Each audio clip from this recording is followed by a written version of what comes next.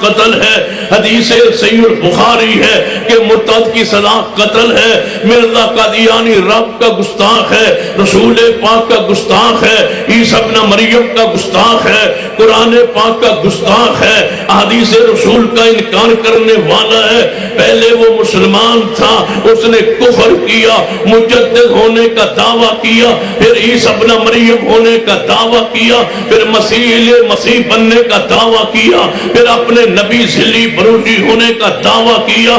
یہ سارے دعوے اس کے مرتد ہونے کی دلیل ہے۔ مرزے کو قتل نہ کرنا اس دور میں حکومت کی یہ سستی ہے یا ان کا یہ عمل خلاف سنت ہے، خلاف دین ہے، خلاف شریعت ہے۔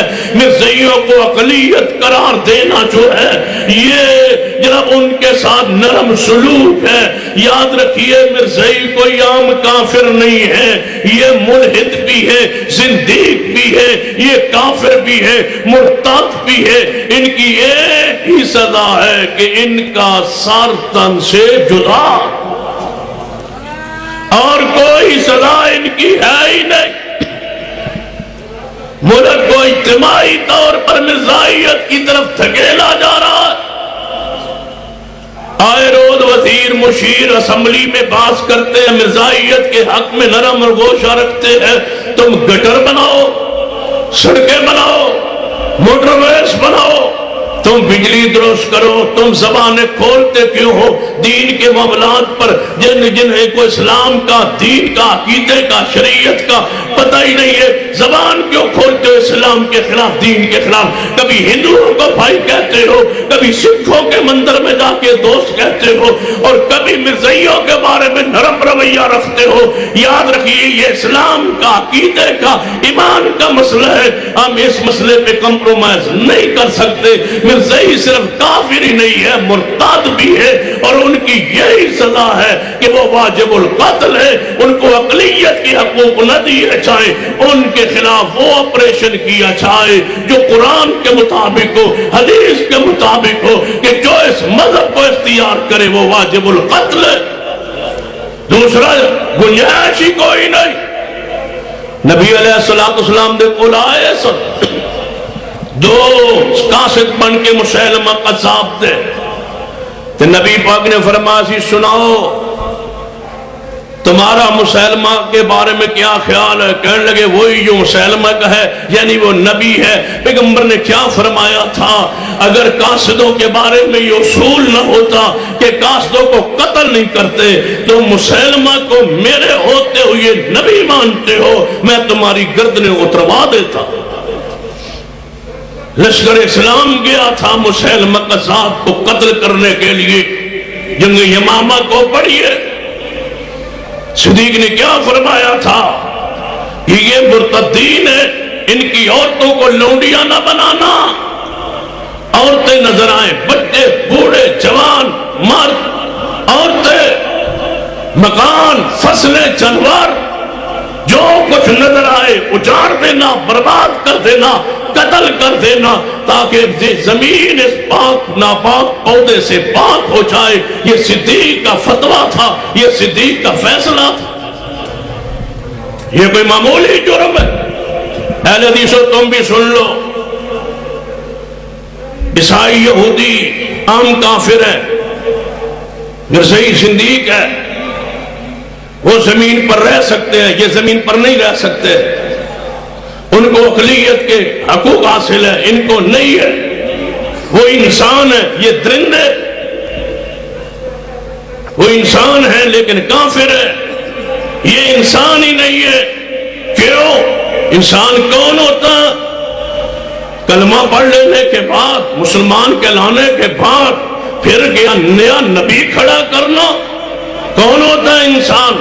قُلْ يَا أَيُّهَا النَّاسُ إِنِّي رَسُولُ اللَّهِ إِلَيْكُمْ جَمِيعًا وَمَا أَرْسَلْنَاكَ إِلَّا كَافَةً لِلنَّاسِ بَشِيرًا وَنَذِيرًا۔ سارے انسانوں کا نبی محمد صلی اللہ علیہ وسلم ہے۔ بس اگر پڑوس دے اگر عیسائی رہندہ ہوئے، مسئلہ سن لو، بات ختم کرنے لگا ہوں، پڑوس میں عیسائی رہتا ہو बीमार हो जाए, बीमार पुरसी करे, यहूदी रहता हो, सिख रहता हो, हिंदू रहता हो, बीमार पुरसी करे, उसकी फतोईदगी हो जाए, नुकसान हो जाए, पुरसा दे, तज़ियत करे, वो तुझसे कर्जा मांगे, ताउन करे, कोई मदद मांगे, ताउन करे, रास्ते में मिल जाए, सलाम में वो पैर करे, वालेकुम जवाब में कह दे, ये इस्लाम है, दीन है, शरीयत है। उसके साथ उठे बैठे खाए पिए, खाया पिया जा सकता है, उसकी दुकान से सौदा लिया जा सकता है, उसकी कंपनी में मुलाजमत की जा सकती है, उसके दफ्तर में मुलाजमत इख्तियार की जा सकती है, उसको अपनी दुकान पे मुलाजिम रखा जा सकता है, उससे काम लिया जा सकता है। ये आम काफिर के बारे में इस्लाम क्या मकामात, लेकिन मिर्ज़ाई कैसा काफिर है, पड़ोस में रहता हो, बीमार हो जाए, बीमार पुरसी हराम है, फौत हो जाए, तज़ियत करना हराम है, जनाजा पढ़ना हराम है, उससे रिश्ता करना, उसे देना, रिश्ता लेना हराम है। अगर रास्ते में मिले उसको सलाम कहना हराम है, अगर वो सलाम कहे उसको जवाब देना हराम है, वो कर्जा मांगे उसको कर्जा देना हराम है, अगर उसकी दुकान हो उस पर मुलाजमत करना हराम है, अगर तुम्हारी दुकान हो मिर्ज़ाई को मुलाजिम रखना हराम है। याद रखिए, दुकान उसकी हो, उसकी दुकान पे जाके सौदा लेना हराम है, दुकान तुम्हारी हो, वो दुकान पे चढ़ के सौदा मांगे, उसको सौदा बेचना भी हराम है। ये कोई आम काफिर नहीं है। ताल्लुक, बिरादरी, दोस्ती, रिश्तेदारी, ताल्लुकात, मामलात, कुछ भी मिर्ज़ाइयत के साथ जायज नहीं है।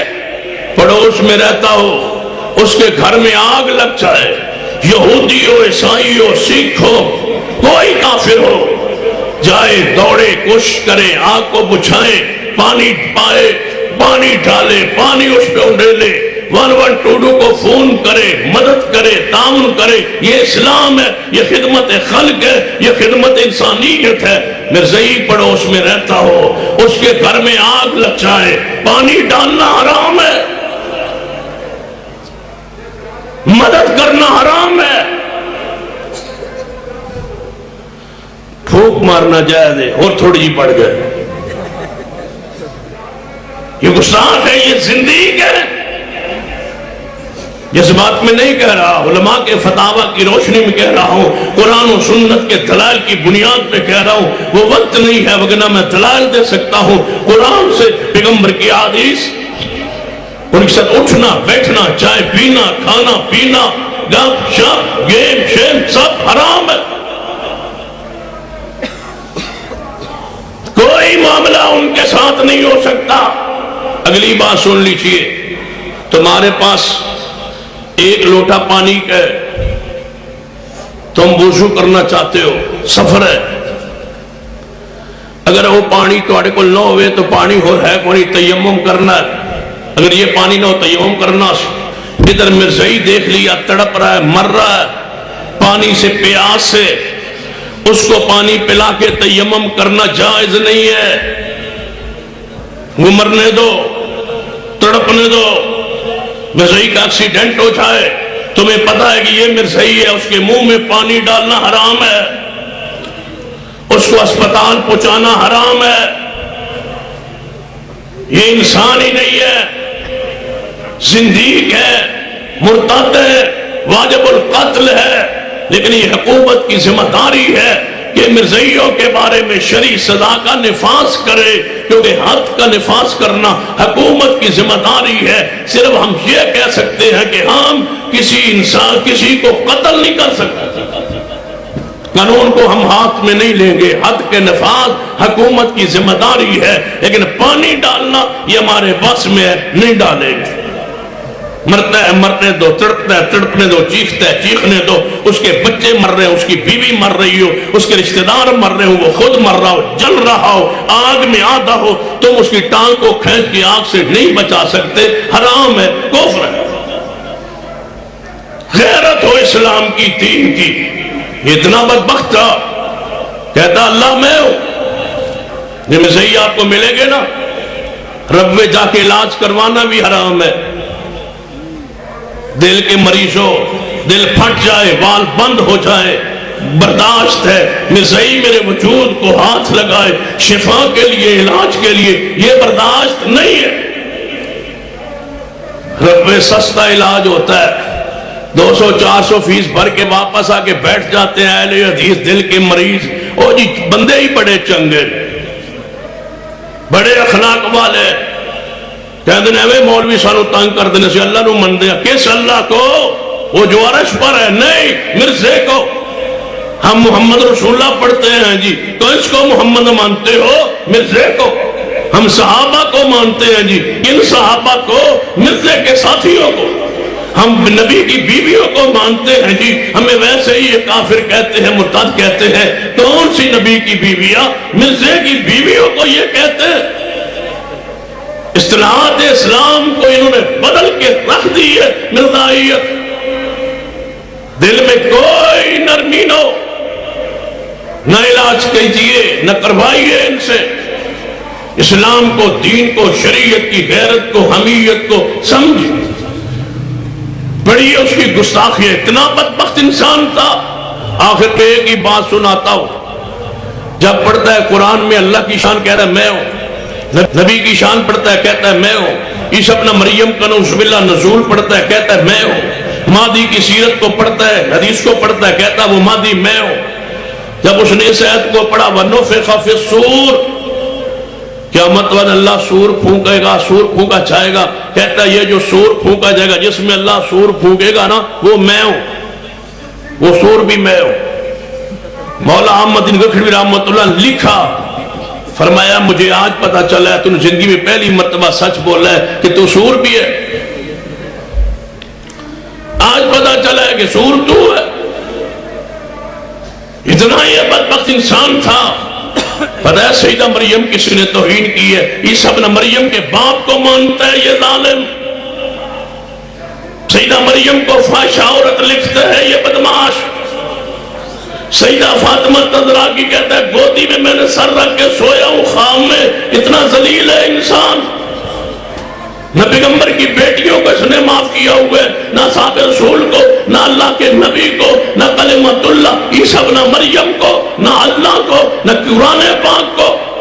اور کہتا ہے جو مجھے نبی نہیں مانتے وہ سارے حرام ذاتے ہیں. پانی پہ بڑھنا چاہیے جو بدبختان. ہم نہیں مانتے, ہم اس کو کافر و مرتد سمجھتے ہیں. اس کی ذریت کو بھی اور اس کو بھی, اس کو ماننے والوں کو بھی, جو بھی اسلام سے پھرے. حکومت پہ لازم ہے اسلام کے لیے, دین کے لیے, شریعت کے لیے یہ قانون سازی کی جائے کہ جو مذہب مرزائی اختیار کرے اس کو مرتد قرار دے کے اس کے علاوہ پرچہ کاٹا جائے, اسے سزائے موت دی جائے تاکہ مرزائیت کا راستہ روکا جائے. ایک ہی یہ راستہ رہ گیا ہے, اگر یہ تم منوا لو تو تمہاری جیت ہوگی, تمہاری فتح ہوگی. یہ ہمارے ذمہ فرض ہے, اس کو تاریخ بنا دیجئے, اس کو اپنے مشن بنا لیجئے. انشاءاللہ وقت آئے گا اللہ ضرور ہمیں کامیاب کرے گا. اللہ سے دعا ہے اللہ عمل کی توفیق عطا فرمائے. اقول قولی ھذا واستغفر اللہ.